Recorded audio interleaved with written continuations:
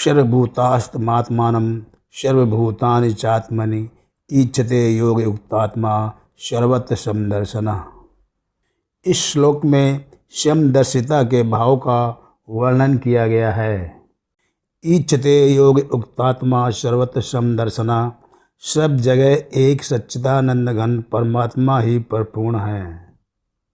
जैसे मनुष्य खांड से बने हुए अनेक तरह के खिलौनों के नाम, रूप, आकृति आदि भिन्न भिन्न होने पर भी उनमें समान रूप से एक खंड को लोहे से बने हुए अनेक तरह के अस्त्र शस्त्रों में, एक लोहे को मिट्टी से बने हुए अनेक तरह के बर्तनों में, एक मिट्टी को और सोने से बने हुए आभूषणों में एक सोने को ही देखता है। ऐसे ही योगी तरह तरह की वस्तु, व्यक्ति आदि में सम रूप से एक अपने स्वरूप को ही देखता है।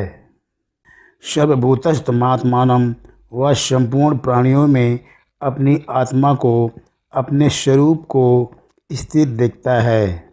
जैसे साधारण प्राणी सारे शरीर में अपने आप को देखता है, अर्थात शरीर के सभी अवयवों में, अंशों में मैं को ही पूर्ण रूप से देखता है। ऐसे ही समदर्शी पुरुष सब प्राणियों में अपने स्वरूप को ही देखता है। किसी को नींद में स्वप्न आए तो वह स्वप्न में स्थावर जंगम प्राणी पदार्थ देखता है, पर नींद खुलने पर वह स्वप्न की सृष्टि नहीं दिखती। अतः स्वप्न में स्थावर जंगम आदि सब कुछ स्वयं ही बना है। जागृत अवस्था में किसी जड़ या चेतन प्राणी पदार्थ की याद आती है तो वह मन से दिखने लग जाता है और याद हटते ही वह सब दृश्य अदृश्य हो जाता है। अतः याद में सब कुछ अपना मन ही बनता है। ऐसे ही योगी संपूर्ण प्राणियों में अपने स्वरूप को स्थित देखता है। स्थित देखने का तात्पर्य है कि संपूर्ण प्राणियों में सत्ता रूप से अपना ही स्वरूप है। स्वरूप के सिवाय दूसरी कोई सत्ता ही नहीं है, क्योंकि संसार एक क्षण भी एक रूप नहीं रहता, प्रत्युत प्रतिक्षण बदलता ही रहता है।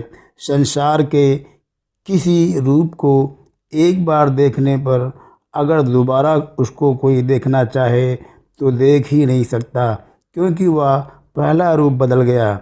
ऐसे परिवर्तनशील वस्तु, व्यक्ति आदि में योगी सत्ता रूप से अपरिवर्तनशील अपने स्वरूप को ही देखता है।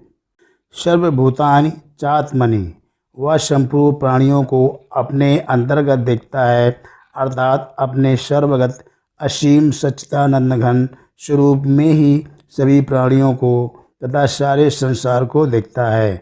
जैसे एक प्रकाश के अंतर्गत लाल, पीला, काला, नीला आदि जितने रंग दिखते हैं वे सभी प्रकाश से ही बने हुए हैं और प्रकाश में ही दिखते हैं। और जैसे जितनी वस्तुएं दिखती हैं वे सभी सूर्य से ही उत्पन्न हुई हैं और सूर्य के प्रकाश में ही दिखती हैं। ऐसे ही वह योगी संपूर्ण प्राणियों को अपने स्वरूप से ही पैदा हुए, स्वरूप में ही लीन होते हुए और स्वरूप में ही स्थित देखता है। तात्पर्य है कि उसको जो कुछ दिखता है वह सब अपना स्वरूप ही दिखता है। उसको अपने स्वरूप के सिवाय और कुछ नहीं दिखता है। संपूर्ण प्राणी अपने में स्थित हैं और वह स्वयं संपूर्ण प्राणियों में स्थित है।